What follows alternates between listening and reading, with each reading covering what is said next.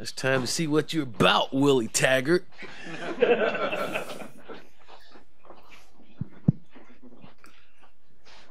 How's everybody doing? Good. Good. You? Awesome. Questions? Right here, Kristen, on the right.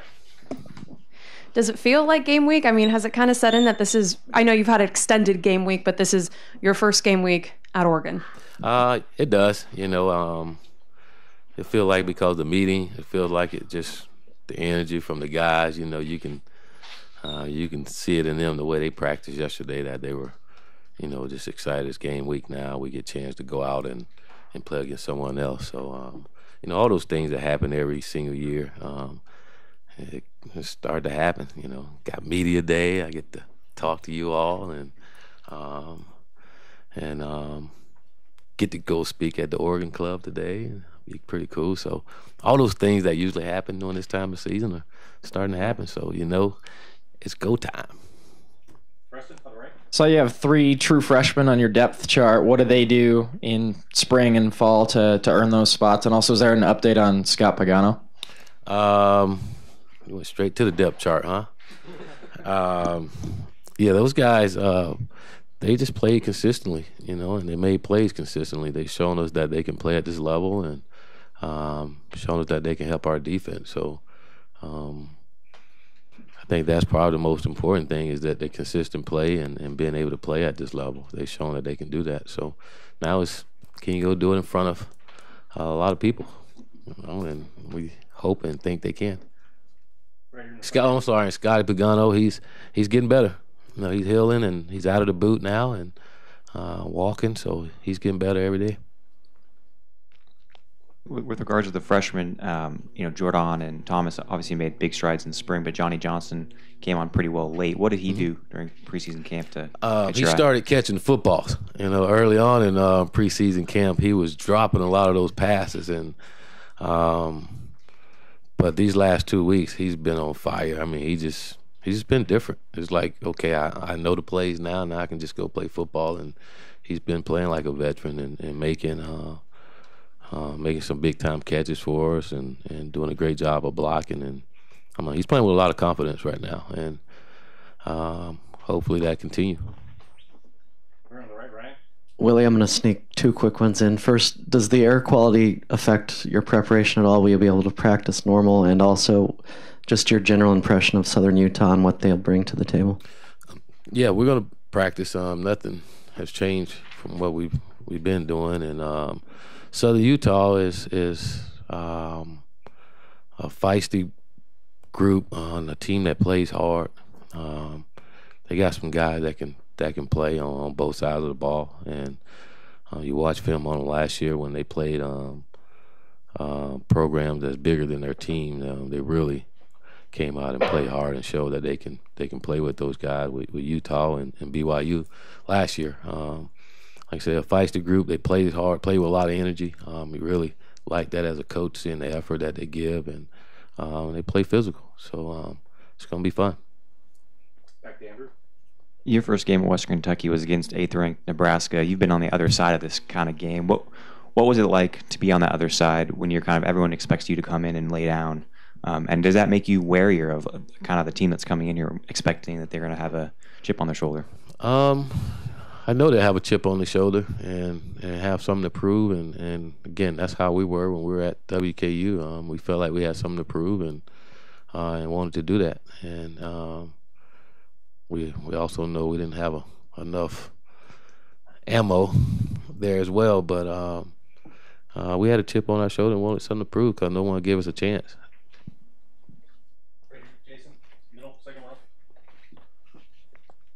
Yeah, Coach, can you talk about, I think I asked you this last week, but just address your backup quarterback situation and talk about the 2 guys who competed and maybe a guy who would probably see action if needed on Saturday. How do you feel about that position? Both of those guys, Taylor and Braxton, both have made tremendous improvement since spring ball. If you think about it, neither of those guys got a lot of reps because of the way the quarterback situation was then. So going through training camp, those guys being able to get a lot more reps, and you can see them getting better every single day. I've been really impressed with both of them this last week. Just understanding of the offense, but more importantly, the execution of the play. So again, not necessarily sure who would be the guy. I feel like they're that close, and look and hope for them guys to go out and have a great week of practice, a great week of meetings, execution. How healthy are you coming out of camp? Guys like Tyree, Brady Breeze, Taj were prominent players the last few years, and they're not on the too deep. Is that a sign of injury, or are they behind a little bit in the depth? Jeez.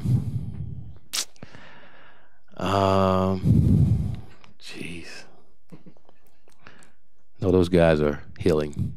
You know, they're not completely healed yet, but hopefully they'll be back here soon and they're ready to go.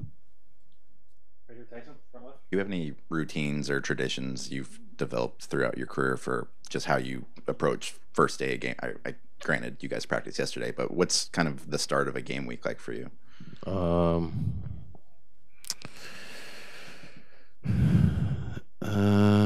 It depends. You mean first week or just any week? First week,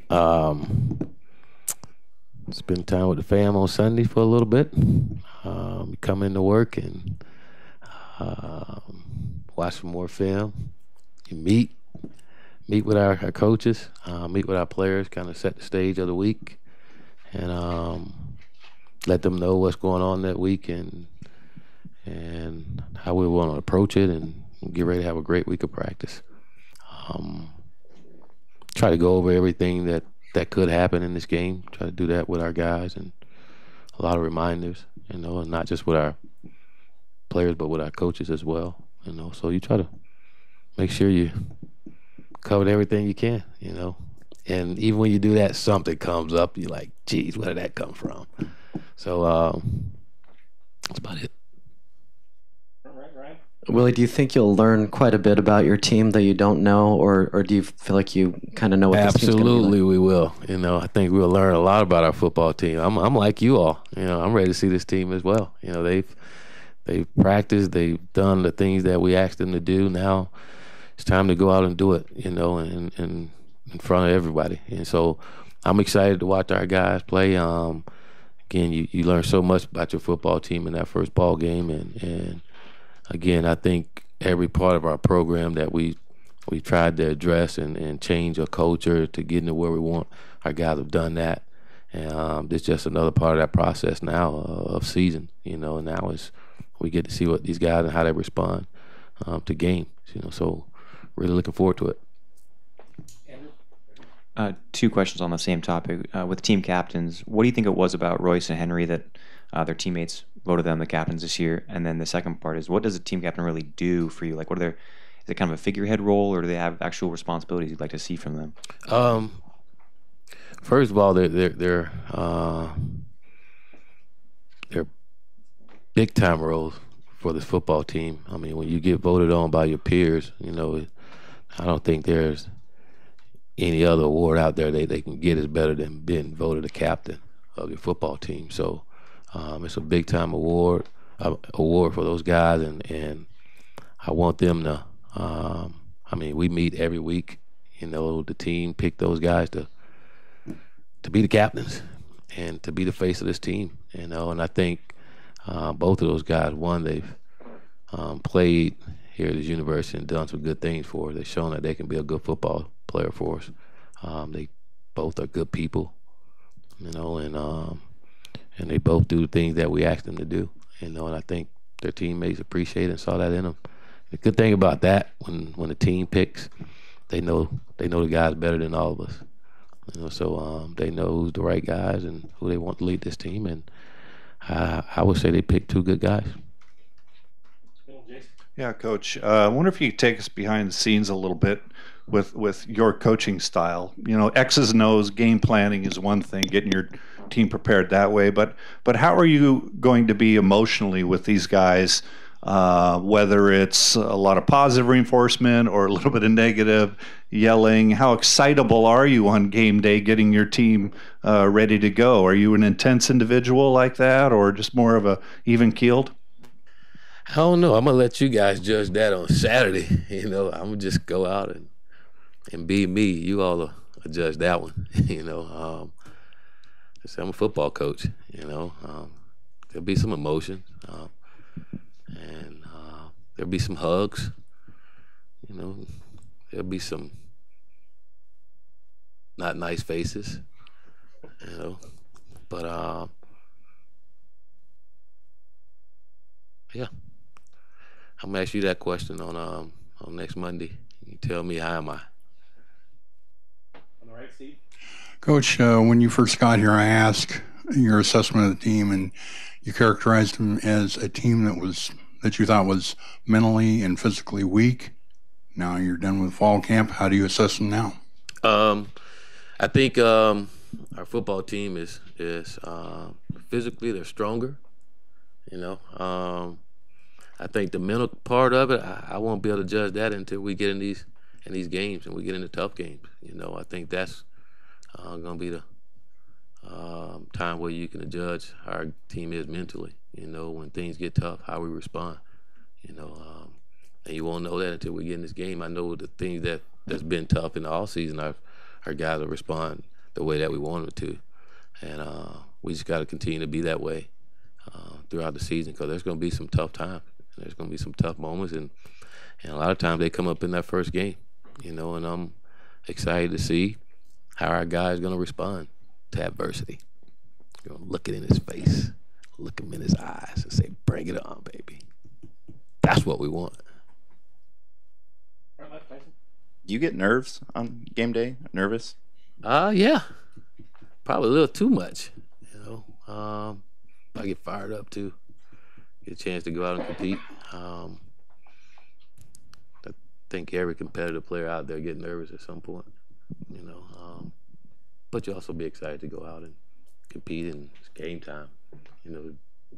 All the work is put in, and now it's time to go let loose.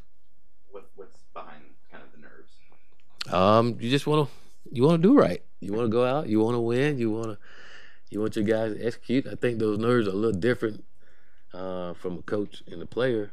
When the player, those nerves, you control them a little bit. As a coach, you count on these young men to go out and execute and play well. So